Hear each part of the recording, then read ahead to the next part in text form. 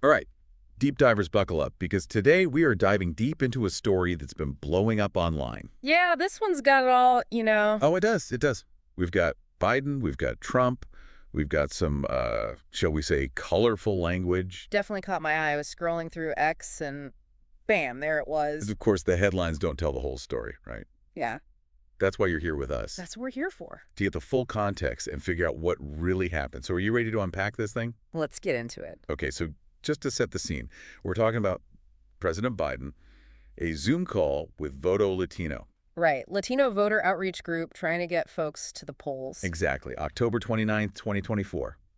And Biden makes this comment that seems like he's calling Trump supporters garbage. Uh-oh. Uh-oh is right. The internet went wild, accusations flying left and right. Yeah, I saw that trending hashtag GarbageGate or something like that. Oh, yeah, it was everywhere. Yeah. But as always, there's more to the story than meets the eye. So let's rewind a bit. Okay, take us back. Before this Zoom call, there was a Trump rally at Madison Square Garden. And this comedian, Tony Hinchcliffe, Oh, yeah, I know him. he was a guest speaker, and he made this really offensive joke calling Puerto Rico a floating pile of garbage. Not cool, man, not cool. Totally out of line. And this is important because it turns out Biden was actually referring to Hinchcliffe's comment when he said what he said. So it was all about context. Exactly. Here's the exact quote.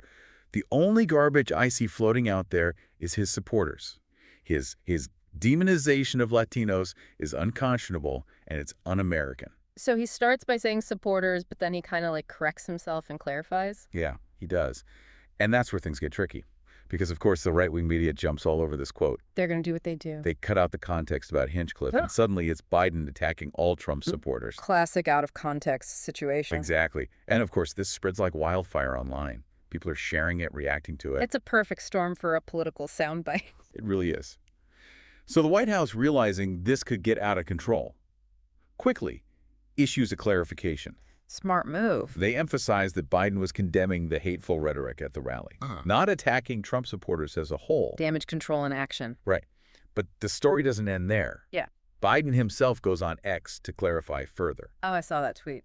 He says, "Earlier today, I referred to the hateful rhetoric about Puerto Rico spewed by Trump's supporter at his Madison Square Garden rally as garbage," which is the only word I can think of to describe it. "His demonization of Latinos is unconscionable." That's all I meant to say. The comments at that rally don't reflect who we are as a nation. So he's really doubling down on that context. He is. And there's this interesting detail, too. The Washington Post initially reported Biden using the plural possessive supporters. Plural, But they later corrected it to supporters singular possessive. which seems to align more with Biden's clarification. It does, right? Yeah. It makes you wonder if that was an intentional change or just an error. A little mystery there. But either way, it adds fuel to the fire for those who are already convinced Biden meant to attack all Trump supporters. And politics being what it is, of course, Trump himself didn't let this go unnoticed. Oh, absolutely. He used it to his advantage. At a rally in Pennsylvania, he even compared it to Hillary Clinton's deplorables comment. Said calling people garbage was even worse. Trying to drum up that outrage? Absolutely. And his running mate, J.D. Vance, he also weighed in on X. What did he say? Condemned both Biden and Harris, for attacking half the country. So even with the clarifications, the political fallout continued. Happens all the time these days. It really does. Really. And it just goes to show how easily things can be taken out of context online. Especially in a heated election year like this. This whole situation really highlights the challenges of trying to have nuanced conversations in today's political climate. Yeah, it's tough. With social media, everything gets amplified, distorted. It's like a game of telephone gone wrong. And the media plays a huge role in shaping the narrative, too. You know what gets highlighted, what gets left out. Makes you wonder, is it even possible to have respectful, nuanced political discourse in the digital age? That's the million-dollar question. It really is.